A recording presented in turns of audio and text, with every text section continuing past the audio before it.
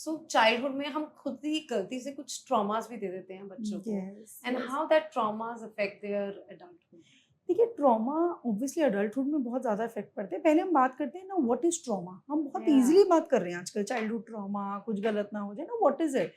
सो बहुत तरीकों के इश्यूज़ आ सकते हैं। फॉर एग्ज़ाम्पल हस्बैंड वाइफ की कांस्टेंट फाइट्स, यस। बच्चे को हमेशा घबराहट छोड़ देती है। कल रात को मैं एक फैमिली सेशन कर रही थी, in fact this was the last session I was taking yesterday in my clinic, and उन्होंने बोला कि मैम हमारा बड़ा बेटा तो परेशान था, बड़े बेटे को ओसीडी की इश्यूज़ हैं and he is taking therapy from me.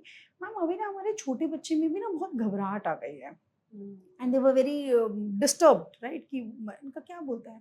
तो उन्होंने मुझे बोला कि बच्चे को ऐसा लगता है 2 एनवेलप पड़े हैं, सगन के लिफाफे पड़े थे।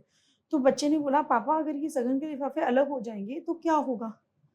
तो पेरेंट्स को भी समझ नहीं आया क्या बात कर रहे हैं, तो वो कहता है पापा मुझे ना किसी भी खाली चीज़ को देख के बहुत घबराहट होती है। जब मैंने उनसे बात करनी शुरू करी, सब चीज़ें पता चली और धीरे-धीरे पता चला कभी-कभार फाइट्स में they are very happy couple, like trust me वो बहुत खुश रहते हैं। कभी-कभी फाइट में मम्मी बोल देती है कि मैं तो इतनी थक चुकी हूँ, मैं चली जाऊँगी। और पापा बोलते थे तू क्या जाएगी, तेरे से पहले मैं चला जाऊँगा। एंड ट्रस्ट मी ये 2 चीज़ें, बाकी फैमिली में कोई इश्यू नहीं है। ये 2 चीज़ें उस बच्चे के अंदर ये घबराहट आ गई है कि कहीं मेरी माँ सच में चली चली ना ना जाए, जाए। मेरे पापा सच में कहीं अलग ना हो एंड जाएँ। आई थिंक ये बहुत इजीली हम बोल देते बोल हैं देते ऐसे ही, हैं ऐसे ही, मतलब बल बहुत मज़े में भी, यार मजे बस में वी भी। आर टू हाँ। टायर्ड एंड हँसी-मज़ाक में भी उसने कहा हाँ। Ma'am I never knew that this will affect my child that much. या बट बच्चे के ऊपर उस चीज़ का इफ़ेक्ट बहुत लॉन्ग रन के अंदर ज़्यादा चला सकता है। Now second important is domestic violence, emotional abuse, emotional neglect, जहाँ बच्चे की सुनवाई ही नहीं है, बच्चे की बात ही नहीं सुनी जा रही है। बच्चा कह रहा है मुझे दिक्कत है, we are just constantly ignoring what the child is saying. Something again very important is, मैं जनरली अपनी वर्कशॉप्स में एक बात बोलती हूँ, हम बच्चों पे कंडीशंस बहुत लगाते हैं। बच्चा ऐसा करेगा तो हम उसको प्यार करेंगे, बच्चा ऐसा नहीं करेगा तो हम नहीं करेंगे। देखो मैं ये नहीं कह रही कंडीशंस मत लगाओ, या मैं अपनी बेटी के साथ कंडीशन नहीं लगाती। Parenting is challenging, right? आप लगाओ conditions, but be very empathetic towards your kids, right? Because दुनिया ऑलरेडी बहुत बड़ी लड़ाई लड़वाएगी आपके बच्चे के साथ। अगर आपने घर पर उस बच्चे को नैगिंग कर दी, तेरे से कुछ नहीं होता, तू देखना, तू बाकी बच्चों को देख, तेरे को तो किसी में इंटरेस्ट नहीं है।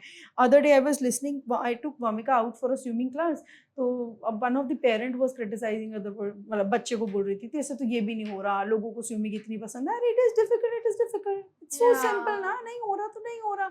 हम पेरेंट बच्चे को nagging, emotional neglect, emotional abuse, उसको हमेशा क्रिटिसाइज करना, तू तो है झूठी, तू है झूठी, तू झूठ बोलती है। अरे यार तुम ये बोल सकते हो कि तू ठीक है, बट तूने इस बात पे झूठ बोला।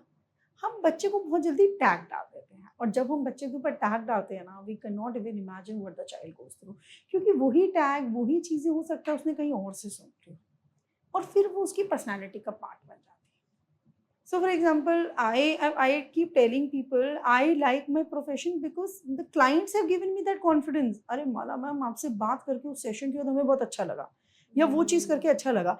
Now what is Mala's personality is dependent upon how other people have given her feedback. Feedback. Right, there are times जब हमें किसी का फीडबैक अच्छा नहीं लगता. I remember one of my client told me, one of the client told me ma'am आप ना बहुत अच्छा सेशन लेते हो and I really like it, but मुझे ना कभी कभी बड़ा डिस्कनेक्ट फील होता है आपके साथ, क्योंकि आप ना बीच में बोलते हो 2 मिनट रुकना.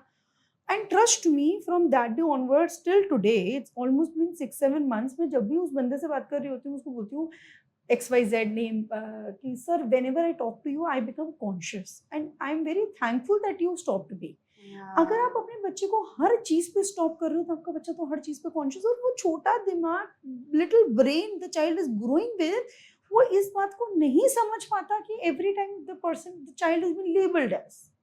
इससे कॉन्फिडेंस बहुत ज्यादा लो होता बहुत है। गिरता है, सेल्फ स्टीम बहुत गिरती है, क्योंकि बच्चे को आप ही ने तो सिखाना है ना, अरे आर यू ब्यूटीफुल, तू काली है, तू मोटी है, तू ऐसी है, यार इसकी हाइट बहुत कम रहा. आप 4 लोग बैठ गए, अरे यार मुझे बहुत चिंता हो रही है, मेरी बेटी की ना हाइट बहुत छोटी है.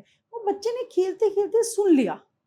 क्लास में मैम ने बोल दिया छोटे से बड़े की रूम में जाओ, उसको पीछे जाना था, बट उसने सुन लिया मैं छोटी हूँ.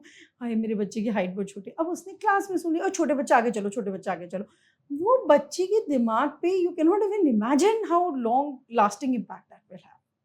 एंड आई थिंक हम एज अ पेरेंट्स ये सब करते हुए कभी सोचते भी नहीं है, ट्रू। ठीक है।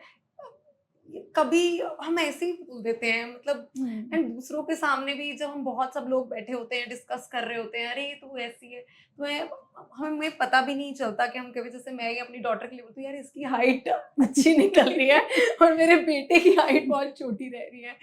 So I think we have to be very conscious as a very parent. Conscious. I am telling you, next time आपका बेटा खुद कहेगा सब कुछ तो बहुत अच्छा है, बस मेरी थोड़ी हाइट Height छोटी छोटी है। वो होता है यार। अभी थोड़े दिन पहले ना I was, Vamika was out for some class, ठीक है, तो मैंने ऐसी वामिका को बोला कि मैं आई am very passionate about Kathak, मुझे बहुत पसंद है Okay. कि वामिका कथक करे। तो वामिका कथक सीखने गई, तो because of some reasons I thought कि मैं वामिका को ये वेकेशंस वाले दिनों में कथक नहीं कराऊंगी। तो मैंने कहा मम्मी का हम कथक छोड़ देते हैं। She said why are you saying, नहीं मैं करूंगी, नहीं मैं करूंगी। मैंने कहा बेटा because I know you don't enjoy it, तो हम छोड़ देते हैं। You are just doing for your mom, आप सिर्फ मेरी खुशी के लिए कर रहे हो। तो मेरे उसके पीछे 3 रीजन थे। एक रीजन ये था कि मैं इसको कथक छुड़वाऊंगी, जब ये बाकी बच्चों को कथक देखेगी क्या पता खुद कह दे मम्मी मुझे कथक क्लास में डाल दो। Bollywood also she is doing and 2 day शे।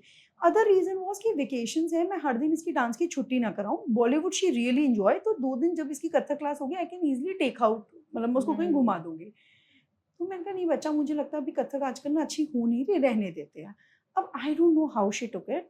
नेक्स्ट डे कथक टीचर के पास जब मैं जाती हूँ वामिका को लेने के लिए, तो वामिका की कथक टीचर बोलती है अरे मैम आज इसने पता क्या बोला। मैंने कहा क्या बोला। मैम इसने सबके बीच में बोल दिया यहाँ कोई कथक वथक अच्छा नहीं सिखाते, ये लोग कुछ कथक वथक। मैंने कहा ये तो बात ही नहीं कभी मेरी हुई, क्योंकि आई am very careful about what she saying. She said ma'am ऐसे तो ना सब बच्चे घर जाके यही बोलेंगे यहाँ पे कथक अच्छा नहीं सिखाते हैं। And Wamiqa is a hyper active child, तो हम चाहते हैं कि गानों पे ये बॉलीवुड पे अच्छा करे, Kathak is very slow and बच्चे को बहुत कंसंट्रेशन चाहिए। She is not having that much patience, तो इसलिए उसको ना स्लो काम में बड़ी इरिटेशन हो जाती है। तो मैंने फिर उनको सारा रीजन समझाया। I made sure I called Vamika. I asked Vamika to apologize to teacher. She said, "मम्मा आप ही ने तो बोला अभी थोड़े दिन छोड़ देते, मुझे लगा ये अच्छा नहीं सिखा रहे और छोड़ दे।" तो जैसे आपने बोला छोटे बेटे के लिए अगर आपने हाइट के लिए बोल दिया, या मैंने वमिका को कुछ चीज चाह के या ना चाह के बोली, बच्चा उसके आसपास अपनी खुद की कहानी बना लेगा। तो हमें बच्चों के साथ बहुत केयरफुल रहना